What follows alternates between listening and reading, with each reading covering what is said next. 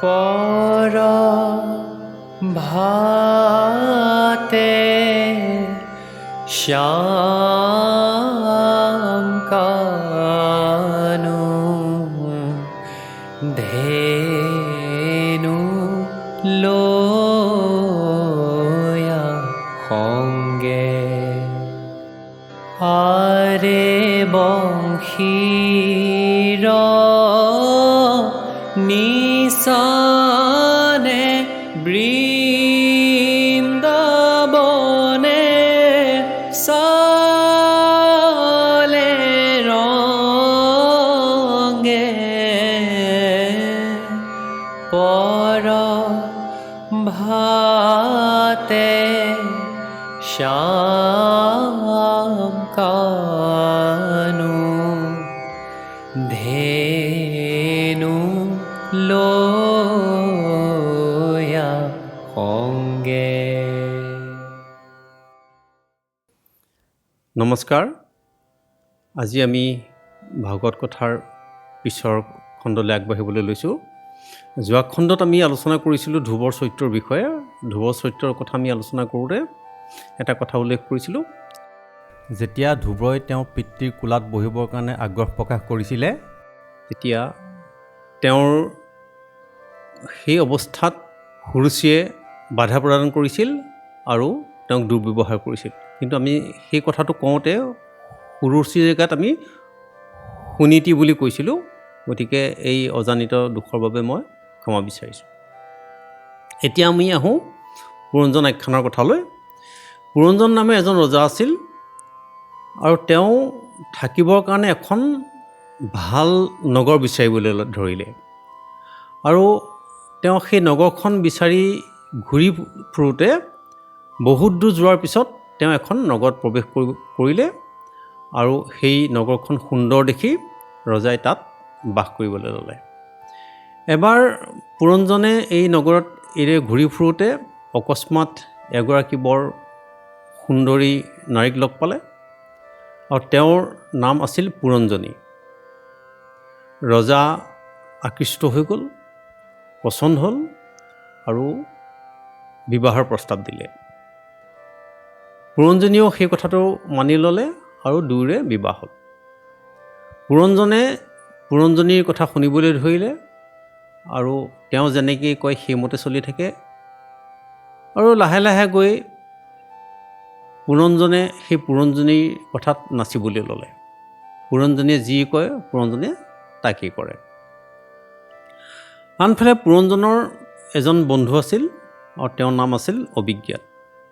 অভিজ্ঞাতে পুৰঞ্জনক উপদেশ দিয়ে, কিন্তু পুৰঞ্জনে অভিজ্ঞাতৰ কথা বুজি পোৱা নাছিল আৰু দুই এটা কথা বুজি পালেও পুৰঞ্জনীৰ লগত ব্যস্ত হৈ থাকোঁতে তেওঁ কাণ নিদিছিল। আৰু পুৰঞ্জনীৰ লগত ব্যস্ত হৈ থাকোঁতে তেওঁ বয়স কেনি পাৰ হৈ গ'ল পুৰঞ্জনে গমকে নাপালে। আৰু যেতিয়া পুৰঞ্জনৰ বৃদ্ধাৱস্থা আহিল, তেতিয়া পুৰঞ্জনীয়ে পুৰঞ্জনক এৰি গুচি গ'লগৈ।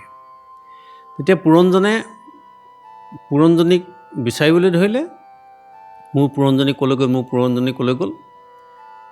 আৰু পুৰঞ্জনে তেতিয়া ভাবিলে যে পুৰঞ্জনীহীন এই ঘৰত থাকি মোৰ একেবাৰে ভাল নালাগে।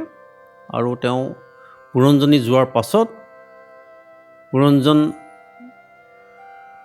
দহি দহি মৃত্যুমুখত পৰিল। এইটোৱে হ'ল পুৰঞ্জনৰ চমু কাহিনী। এতিয়া আমি ইয়াৰ তাত্ত্বিক অৰ্থ বিচাৰ কৰোঁ। কৰ্ম কৰিলে ঈশ্বৰ নিমিলে। কৰ্মই স্বৰ্গপ্ৰাপ্তি কৰাব পাৰে। স্বৰ্গ হ'ল এক উচ্চ স্তৰৰ বা বেছি সা সুবিধা থকা এটা জীৱন, আৰু কৰ্মৰ অন্তিম লক্ষ্য হ'ল স্বৰ্গ।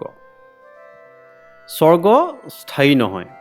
যেতিয়া মানুহে পুণ্য অৰ্জন কৰে, সেই পুণ্যৰ ফলস্বৰূপে মানুহৰ স্বৰ্গপ্ৰাপ্তি হয়। আৰু যেতিয়া তেওঁ স্বৰ্গত সেই স্বৰ্গসুখ ভোগ কৰে আৰু তেতিয়া তেওঁৰ সেই পুণ্য লাহে লাহে লাহে লাহে কমি কমি আহি থাকে।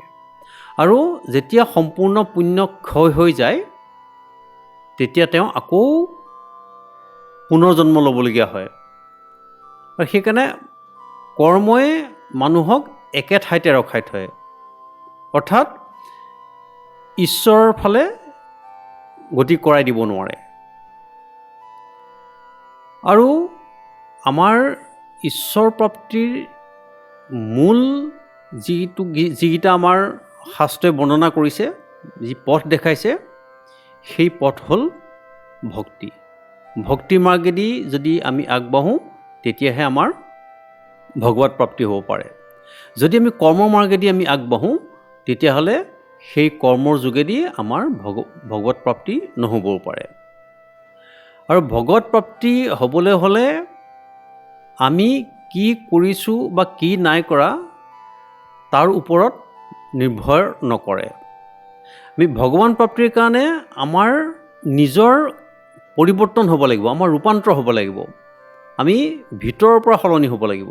পৰমাত্মা প্ৰাপ্তিৰ বাবে আমি নিজকে নিজে পৰিৱৰ্তন কৰিব পাৰিব লাগিব। আমি কিমান সাত্বিক হ'ব পাৰিছোঁ, আমি কিমান স্থিৰ হ'ব পাৰিছোঁ, আমি কিমান পবিত্ৰ হ'ব পাৰিছোঁ, আমি কিমান কৰুণাৱান হ'ব পাৰিছোঁ, আমি কিমান দয়ালু হ'ব পাৰিছোঁ, তাৰ পৰাহে আমাৰ পৰমাত্মাৰ প্ৰাপ্তি হয়। আমাৰ আগৰ সংখ্যাত আমি এটা কথা আলোচনা কৰিছিলোঁ, আমাৰ বেদৰ 3টা মাৰ্গ, জ্ঞান মাৰ্গ, কৰ্ম মাৰ্গ আৰু ভক্তি মাৰ্গ। আৰু ভক্তি মাৰ্গেই আমাৰ প্ৰকৃত পথ, আৰু ভাগৱতে আমাক সেই ভক্তি মাৰ্গৰ যোগেদিহে আমাক আগবঢ়াই যাবলৈ উপদেশ দিছে। যেতিয়া প্ৰাচীন বহ্নিৰ ৰজা এই কৰ্মকাণ্ডত ব্যস্ত হৈ আছিল, সেই কৰ্মই তেওঁৰ ভগৱানৰ ওচৰৰ ফালে আগবঢ়াই নিব পৰা নাছিল। আমাৰ সমাজত বহুত লোক আমি দেখোঁ যে তেওঁলোকে খুব সৎকৰ্মই কৰে। তেওঁলোকে এনেকুৱা ধৰণৰ কাম কৰে যে কোনো মন্দিৰৰ কাৰণে বা কোনোবা নামঘৰৰ কাৰণে তেওঁলোকে যিসকল ব্ৰাহ্মণ বা নামঘৰীয়া নিয়োগ কৰে আৰু তেওঁলোকৰ চোৱা চিতাৰ কাৰণে, তেওঁলোকৰ চলিবৰ কাৰণে তেওঁলোকে দান বৰঙণি আগবঢ়ায়। আৰু বহুত ক্ষেত্ৰত দেখা যায় যে তেওঁলোকৰ সম্পূৰ্ণ খৰচ কোনোবা লোকে এজনে বহন কৰে। ইত্যাদিবিলাক কাম আমাৰ সমাজত আমি কৰি থকা দেখোঁ। অৱশ্যে এইবিলাক সৎকৰ্ম, কিন্তু এইবিলাকেই ভগৱান প্ৰাপ্তি কৰাব নোৱাৰিবও পাৰে। এতিয়া গোটেই বস্তুটো নিৰ্ভৰ কৰিব নিজৰ ৰূপান্তৰণ হৈছেনে নাই হোৱা। আমাৰ ভাগৱতে কৰ্মকাণ্ডৰ বিৰোধ কৰা নাই, কিন্তু সেই কৰ্মই আমাক এটা সীমালৈকেহে আৱশ্যক। সেই কৰ্মই মানুহক ৰূপান্তৰিত কৰিবৰ কাৰণে সহায় কৰে। আমি ভাগৱত কথাৰ একেবাৰে আৰম্ভণিতেই গছপুলি আৰু বাঁহৰ ঘেৰাৰ এটা উদাহৰণ দিছিলোঁ। কথাটো এনেকুৱা ধৰণৰ আছিলে, আমি যেতিয়া গছপুলি এটা ৰোপণ কৰোঁ, সেই গছপুলিটো গৰু ছাগলীয়ে নষ্ট নকৰিবৰ কাৰণে আমি তাত এটা বেৰা দিওঁ বা বাঁহৰ এটা ঘেৰা দিওঁ। আৰু আমাৰ মূল উদ্দেশ্য হ'ল সেই গছপুলিটো ডাঙৰ কৰা। আমাৰ মূল উদ্দেশ্য আমাৰ ঘেৰাটো নহয়। আমাৰ গছপুলিটো ডাঙৰ কৰিবলৈ হ'লে আমাৰ ঘেৰাটোৰ প্ৰয়োজন আছে। এতিয়া আমাৰ গছপুলিটো ডাঙৰ কৰিবলৈ হ'লে আমাৰ গুৰুত্ব থাকিব লাগিব গছপুলিটোত। যেতিয়া গছপুলিটো ডাঙৰ হ'ব তেতিয়া আমাক ঘেৰাৰ প্ৰয়োজন নাথাকে, কিন্তু প্ৰথম অৱস্থাত আমাক ঘেৰাটোৰ প্ৰয়োজন হ'বই, নহ'লে আমি গছপুলিটো ডাঙৰ কৰিব নোৱাৰিম। ঠিক তেনেকৈ আমাৰ যিখিনি ভক্তি মাৰ্গলৈ যাওঁতে যিখিনি আমাৰ মূল বস্তু হ'ল, সেইখিনি হ'ল আমাৰ নিজৰ পৰিৱৰ্তনবিলাক, আৰু তাৰ সহায়ক হিচাপে আমাৰ এই কৰ্মবিলাক, আমি ইটো কৰোঁ সিটো কৰোঁ, যিখিনি নীতি নিয়ম কৰোঁ আমি, সেইখিনি হ'ল বাঁহৰ ঘেৰাটোৰ দৰে। প্ৰথম অৱস্থাত আমাৰ সেই নীতি নিয়মখিনিৰ অতি আৱশ্যক হ'ব, কিন্তু এটা সময়ৰ পিছত আমাৰ সেই নীতি নিয়মবিলাক আৱশ্যক নোহোৱা হৈ পৰিব যেতিয়া আমি আমাৰ নিজক আমি পৰিৱৰ্তন কৰিব পাৰিম। আমি যেতিয়া ভগৱান প্ৰাপ্তিৰ দিশত আমি অগ্ৰসৰ হ'ম আৰু আমি যেতিয়া নিৰ্দিষ্ট এডোখৰ জেগা পাম সেই মাৰ্গত, তেতিয়া আমাৰ সেই নীতি নিয়মবিলাকৰ আৱশ্যক নপৰে। এতিয়া আমাৰ যিহেতু আমি আলোচনা কৰাৰ মূল বস্তুটো হ'ল ভক্তি। ভক্তিয়েই আমাৰ শাস্ত্ৰৰ মতে একমাত্ৰ পথ, যাৰ দ্বাৰাই আমি স্বয়ং ৰূপান্তৰিত হ'ব পাৰোঁ। আৰু যেতিয়ালৈকে আমি ৰূপান্তৰিত হ'ব নোৱাৰোঁ তেতিয়ালৈকে আমি পৰমাত্মাৰ আমি অনুভূতি কৰিব নোৱাৰোঁ। কৰ্মকাণ্ডৰ যোগেদি গ'লে আমাৰ সেই পৰমাত্মাৰ অনুভূতিটো নহ'বও পাৰে, আৰু সেইকাৰণে আমি নিজকে সলনি কৰিব পাৰিব লাগিব। আৰু ভাগৱত পঢ়ি যদি মানুহে সলনি নহয়, সেইদৰে হাজাৰবাৰ ভাগৱত পঢ়িও লাভ নহয়, মাত্ৰ আনুষ্ঠানিকতাহে হয়, আৰু আমি সেই আনুষ্ঠানিকতাতেই ব্যস্ত থাকোঁ। আৰু ব্যক্তি নিজে সলনি হ'বৰ কাৰণে নাৰদে এই পুৰঞ্জনৰ জ্ঞান দি থৈ গৈছে। আৰু ইয়াত যিখন নগৰৰ নাম কৈছে, সেই নগৰখন হ'ল আমাৰ শৰীৰ। পুৰঞ্জন হ'ল আমাৰ জীৱাত্মা। জীৱাত্মাই বিভিন্ন শৰীৰ লৈ শেষত মনুষ্য শৰীৰ পচন্দ কৰিলে, আৰু সেই শৰীৰত অকস্মাত লগ পোৱা পুৰঞ্জনী হ'ল আমাৰ বুদ্ধি। বেলেগ বেলেগ শৰীৰ ধাৰণ কৰোঁতে তাত বুদ্ধি নাছিল, মনুষ্য শৰীৰত বুদ্ধিক লগ পালে। জীৱাত্মাই বুদ্ধি কেনেকৈ পালে? অকস্মাত। আৰু বুদ্ধি অতি সুন্দৰ, অতি আকৰ্ষক। সেয়ে আমি সদায় আমাৰ নিজৰ বুদ্ধিক ভাল পাওঁ, আৰু জীৱ আৰু বুদ্ধি একেলগ হৈ আমাৰ এই শৰীৰত থাকে। আৰু পুৰঞ্জনীৰ কথাত নাচিবলৈ ল'লে আমাৰো সেই একে অৱস্থাই হয়। আমি সকলোৱে নিজৰ বুদ্ধিক বৰ ভাল পাওঁ, গৌৰৱ কৰোঁ। আমি মোৰ বুদ্ধি বুলি কওঁ, কিন্তু মোৰ বুদ্ধিয়ে যি কৰিব মই তাকেহে কৰিম, আমাৰ মনত সেই ভাৱ আহে। আমি নিজকে সুধি চাওঁচোন যে আমি নিজৰ বুদ্ধিৰ ওপৰত ইমান ভৰসা কৰিব লাগে নে নেলাগে? মানুহে আজিকালি দেখা গৈছে যে নিজৰ বুদ্ধিৰ দ্বাৰা পৰিচালিত হৈ সমাজত কেনেকুৱা ধৰণে অপকৰ্ম কৰি আহিছে। আমি চকুৰ আগত দেখি আহিছোঁ যে দুৰ্নীতিয়ে এতিয়া সীমা একেবাৰে চেৰাই গৈছে। নিজৰ বুদ্ধিয়ে আমাক বিপথে পৰিচালিত কৰি আহিছে। আমি আমাৰ নিজৰ বুদ্ধিৰ ওপৰত কিমান ভৰসা কৰিব লাগে তাৰ কাৰণে মই এটা সাধাৰণ উদাহৰণ দিছোঁ।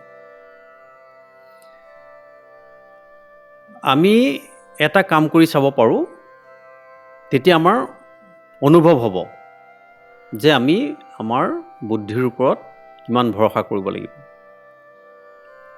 আমি 3টা বাল্টিঙত আমি 3 বাল্টিং পানী ৰাখিলোঁ, ৰুম টেম্পাৰেচাৰত থকা। আমাৰ সন্মুখত 3টা বাল্টিং, 3 বাল্টিং পানী আছে, আৰু তাৰে সোঁফালৰ বাল্টিঙত আমি অলপ বৰফ দি দিলোঁ, আৰু বাওঁফালৰ বাল্টিঙত আমি অলপ গৰম পানী ঢালি দিলোঁ। আৰু তাৰপিছতে আমি 2খন হাত তাত ডুবাই দিলোঁ। অৰ্থাৎ সোঁ হাতখন আমি ডুবালোঁ বৰফ থকা বাল্টিংটোত, আৰু বাওঁ হাতখন ডুবালোঁ আমি য'ত গৰম পানী আছে সেই বাল্টিঙত। আমি তেনেকৈ 2-3 মিনিট হাতখন ৰখালোঁ 2টা বাল্টিঙত। অলপ পিছত আমি সেই হাত 2খন তাৰ পৰা উলিয়াই আনি যিটো মাজৰ যিটো বাল্টিং আছিলে, যাত আমি একো মিহলি কৰা নাছিলোঁ, সেই বাল্টিঙৰ ভিতৰত আমি হাতখন সোমোৱাই দিলোঁ। তেতিয়া আমাৰ অনুভৱ কি হ'ব? আমাৰ সোঁ হাতৰ অনুভৱ হ'ব যে মাজৰ বাল্টিঙত থকা পানীখিনি গৰম, যিহেতু আমাৰ হাতখন আগতে ঠাণ্ডা হৈ আছিল, সেইকাৰণে আমি গৰম অনুভৱ কৰিলোঁ। আৰু যিখন হাত বাওঁ হাতখন আমাৰ গৰম পানীত আছিল, সেই হাতখনৰ অনুভূতি আহিব যে সেই মাজৰ বাল্টিঙৰ পানীখিনি ঠাণ্ডা। কিন্তু আমাৰ মগজু একেটাই। যেতিয়া আমাক দুইখন হাতে দুটা বেলেগ বেলেগ ছিগনেল পঠিয়াব, তেতিয়া আমাৰ মগজে কি সিদ্ধান্ত ল'ব, যে আমাৰ বুদ্ধিয়ে কি সিদ্ধান্ত ল'ব, যে এখন হাতে ক'ব পানীখিনি ঠাণ্ডা আৰু এখন হাতে ক'ব পানীখিনি গৰম। কিন্তু প্ৰকৃততে কি হ'ল, প্ৰকৃততে পানীখিনি ৰুম টেম্পাৰেচাৰত আছিল, পানীখিনি গৰমো নহয় ঠাণ্ডা নহয়, নৰ্মেল অৱস্থাত যিটো আছিলে সেইটোৱে। কিন্তু আমি আমাৰ যি হাতৰ অনুভূতি, দুইখন হাতৰ অনুভূতিৰ পৰা আমি এটা স্থিৰ সিদ্ধান্তলৈ আহিব নোৱাৰিলোঁ প্ৰকৃততে পানীখিনি গৰম নে ঠাণ্ডা। কিন্তু প্ৰকৃততে পানীখিনি ৰুম টেম্পাৰেচাৰত আছিল, কিন্তু আমাৰ দুইখন হাতে দুটা দুটা বেলেগ অনুভূতি আমাৰ বুদ্ধিক দিলে। এতিয়া যেতিয়া সেই মানুহজনক সোধা যায় পানীখিনি কি, তেওঁ ক'ব নোৱাৰিব। তেওঁ দুটা সিদ্ধান্ত মিহলি হৈ গ'ল। আৰু ঠিক তেনেকৈ আমি যদি আমাৰ আজিৰ ব্যৱহাৰিক দিশত জীৱনত এই কথাবিলাক ভাবি চাওঁ, তেতিয়া আমাৰ মনত কেনেকুৱা প্ৰভাৱ পৰিব। যদি কোনোবাই কয় যে আমি দুখন হাত বেলেগ বেলেগ পৰিৱেশত আছিল, সেইকাৰণে আমাৰ এনেকুৱা খেলি মেলি হ'ল, আমি সেই কথাটোকে ক'বলৈ লৈছোঁ যে যেতিয়া দুখন হাতে কেইমিনিটমান বেলেগ বেলেগ পৰিৱেশত থাকিলে আৰু সেই পৰিৱেশৰ পৰা যিটো বস্তু তেওঁ উমান পালে, সেই বস্তুটোৱে আমাক দিশহাৰা কৰি পেলালে। ঠিক তেনেকৈ আমি আজি যিখন সমাজত বাস কৰোঁ আৰু আমি যিখিনি আজি আমি শিক্ষা পাইছোঁ, যি পৰিৱেশত জন্ম হৈছোঁ, যিখন সমাজ পাইছোঁ, সেই বস্তুবিলাকে আমাৰ মনৰ ওপৰত কেনেকুৱা এটা প্ৰভাৱ পেলাব। গতিকে আমাৰ বুদ্ধিয়ে সেইমতে কাম কৰিব। গতিকে আমাৰ বুদ্ধিৰ সীমাবদ্ধতা আছে। গতিকে বুদ্ধিৰ ওপৰত আমি বহুত আকৰ্ষণ আৰু ভৰসা কৰিব নালাগে। এতিয়া আমি আহোঁ অভিজ্ঞতাৰ কথা। অভিজ্ঞাত হ'ল পৰমাত্মাৰ প্ৰতীক। যিজন বন্ধু আছিলে অবিজ্ঞাত মানে আননউন, ঈশ্বৰ তত্ত্ব। ভাগৱতে আমাক কিমান সুন্দৰ উদাহৰণ দিছে যে ঈশ্বৰ আমাৰ মিত্ৰ, অনবৰত আমাৰ লগতে থাকে, আমাক উপদেশ দি থাকে। তাৰ আমি কিমানে বুজি পাওঁ। ভগৱানে আমাক ইমান সুন্দৰ শৰীৰ দিছে, লগতে সকলো চেঞ্চৰ দিছে, সকলো ইণ্ডিকেটৰ লগাই থৈছে আমাক। আমি যেনেকৈ আজিকালি এখন দামী গাড়ী কিনিলে যিমান গাড়ীবিলাক দামী হ'ব সিমানেই তাত বেলেগ বেলেগ ইণ্ডিকেটৰ থাকিব। চবে আগতে কৈ দিব যে এইফালে গ'লে কিবা এটা থাকিলে শব্দ এটা কৰি দিব, বা এইখন দুৱাৰখন খোলা আছে বুলি ক'ব। এইবিলাক আমাৰ ইণ্ডিকেটৰ গাড়ীবিলাকত লগোৱা থাকে, চেঞ্চৰ থাকে। ঠিক তেনেকৈ ভগৱানেও আমাক গোটেই চেঞ্চৰখিনি আমাক গাত দি থৈছে। আৰু আমি কি কৰিছোঁ, আৰু আমাৰ আচলতে আমি বেলেগক সুধিবৰ আমাৰ একো প্ৰয়োজনে নাই। আমাৰ নিজৰ ভিতৰত যিখিনি ইণ্ডিকেটৰ ভগৱানে লগাই থৈছে, আমি ভাল কাম কৰিছোঁ নে বেয়া কাম কৰিছোঁ আমি নিজেই গম পাওঁ। আমি যদি ভাল কাম কৰোঁ, আমাৰ নিজৰ ভিতৰৰ পৰা এটা প্ৰসন্নতা আহিব, এক আনন্দৰ অনুভূতি হ'ব। আৰু বেয়া কাম কৰিবলৈ ল'লে আমাৰ ভিতৰৰ পৰা এবাৰ নহয় এবাৰ আমাৰ এটা সকিয়নি আহিবই, আৰু এইটো মই বেয়া কাম কৰিছোঁ, যিটো মই কৰিব নালাগে। আৰু অন্তৰৰ পৰা অহা এই শব্দ শুনি যদি আমি ৰৈ যাওঁ, তেতিয়া আমি গম পাব লাগিব যে আমি সৌভাগ্যৱান। এতিয়া অভিজ্ঞাৰূপী পৰমাত্মাই আমাক সদায় সকিয়াই থাকে। এই শব্দ আমি কিমানে আমি শুনিবলৈ পাওঁ, আৰু এই কথাবিলাক আমি কিমানে আচৰণ কৰিব পাৰোঁ। এতিয়া পুৰণজনীৰ লগত যেতিয়া ব্যস্ত হৈ আছিলে পুৰণজনে, তেওঁ তেতিয়া গমেই নাপালে যে তেওঁ বয়স কেনি গ'ল। আমাৰো সেই একে অৱস্থা হয়। আমাৰ লাহে লাহে বৃদ্ধাৱস্থা আহি যায় আৰু বৃদ্ধাৱস্থাত পুৰণজনীয়ে পুৰণজনক এৰি গুচি গ'ল আৰু আমাৰ একে অৱস্থা। অৰ্থাৎ বৃদ্ধাৱস্থাত আমাৰ বুদ্ধি নোহোৱা হ'ল। ব্যক্তিয়ে নিজেই গম নাপায়, বাকীবিলাকেহে গম পায়। আৰু যদি সেৱাভাৱী হয় তেতিয়া কয় যে এখেতৰ আজিকালি বয়স হ'ল, বাকীবোৰ চব মনতেই থাকে, কিন্তু এইমাত্ৰ কি কৰি গ'ল সেইটোহে তেওঁ মনত নাথাকে। আৰু যদি আমি আন ভাষাত কৰিবলৈ যাওঁ, তেওঁৰ বুদ্ধি কম হৈ গ'ল। আৰু যেতিয়া মানুহৰ বুদ্ধি কম হৈ যায়, কেতিয়াবা ব্যক্তি বৰ জেদী হৈ যায় আৰু নিজৰ কথা মতেহে চলিবলৈ লয়, বেলেগৰ কথা শুনিবলৈ একেবাৰে তৈয়াৰেই নহয়। সেইকাৰণে কয় আমাৰ লৰাই বুঢ়াই সমান। আৰু বুদ্ধি গুচি গ'ল, পুৰণজনে বিচাৰি নাপালে আৰু পুৰণজনৰ মৃত্যু হ'ল। আমাৰো সেই একে অৱস্থা হয়। যেতিয়া আমাৰ বুদ্ধি গুচি যায়, আমি একো ক'ব নোৱাৰোঁ আৰু আমাৰ তেতিয়া মৃত্যু হয়। এতিয়া আমাৰ এনে অৱস্থা নহ'বৰ কাৰণে আমাৰ সকলোকে এটা বস্তু খুব আৱশ্যক, সেইটো হ'ল আমাৰ সৎসংগ। সৎসংগে কি কৰে? আমাক বুজিবৰ কাৰণে সহায় কৰে।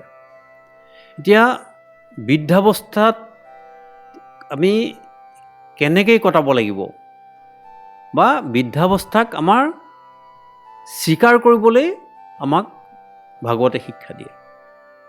আমাৰ যেতিয়া শৰীৰত শক্তি নাথাকে, বুদ্ধিয়ে নিৰ্ণয় কৰিব নোৱাৰে আৰু আনৰ আশ্ৰয়ত আমি যেতিয়া জীয়াই থাকিব লগা হয়, তেতিয়া আমি কি কৰিব লাগিব? এতিয়া 20 বছৰৰ পৰা 70 বছৰলৈকে সিংহৰ দৰে জীয়াই থকা ব্যক্তি এজনে এগিলাচ পানী খাবৰ কাৰণে বেলেগৰ সহায় ল'ব লগা হয়। এয়াই হ'ল আমাৰ বৃদ্ধাৱস্থা। তেতিয়া কি কৰিব? একো কৰিব নোৱাৰে। এটাই মাত্ৰ কৰিব পাৰে, সেই অৱস্থাক স্বীকাৰ কৰা। আকৌ তাকে কৰিবলৈ যাওঁতে আমি আগৰ পৰাই অভ্যাস গঢ়ি তুলিব লাগিব। আমি কি কৰিব লাগিব? আমাৰ নিজৰ প্ৰয়োজন আমি লাহে লাহে কমাই আনিব লাগিব। আমাৰ নিজৰ ডিমাণ্ড কমাই আনিব লাগিব আৰু মনক লাহে লাহে অন্তৰ্মুখী কৰি আমি পৰমাত্মাৰ চৰণত স্থিৰ কৰি দিব লাগিব। তেতিয়া নিজৰ বৃদ্ধাৱস্থা আনৰ বোজা হৈ নপৰে আৰু নিজৰ কষ্ট কম হৈ যাব। পুৰণজনৰ মাজেদি এই উপদেশ আমাক দি গৈছে। সাধাৰণতে বৃদ্ধাৱস্থাত মানুহবিলাক অসন্তোষীয়া হয়, কাৰণ ইচ্ছা শক্তি সেই 40 বছৰত যেনেকুৱা আছে তেনেকুৱাই থাকে, কিন্তু শৰীৰত শক্তি নাথাকে। সেইকাৰণে ইটো বিচাৰে, সিটোও বিচাৰে, চিঞৰ বাখৰ কৰে, কয় মোৰ কথা কোনেও নুশুনে, গোটেই ঘৰতে অশান্তি। গতিকে জীৱনত স্বীকাৰ কৰাতকৈ আন কোনো বস্তু শান্তিৰ পূৰ্বচৰ্ত হ'ব নোৱাৰে। ভগৱানে আমাক যি পৰিস্থিতি দিছে তাক স্বীকাৰ কৰিবলৈ শিকিব লাগে, আৰু কোনোবাই কিবা বস্তু দিবলৈ বিচাৰিলেও আমি নালাগে বুলি ক'বলৈ আমি অভ্যাস কৰিব লাগে। এইবিলাক হ'ল ভাগৱতৰ পৰা পোৱা আমাৰ ব্যৱহাৰিক দিশৰ এইবিলাক শিক্ষা। গতিকে আজিৰ খণ্ড ইমানতে সামৰোঁ, আৰু আমাৰ 4ৰ্থ স্কন্ধৰ ইয়াতে অন্ত পৰিছে। 4ৰ্থ স্কন্ধক প্ৰণাম জনাইছোঁ, আৰু পিছৰ সংখ্যাত আমি 5ম স্কন্ধলৈ আগবাঢ়িম।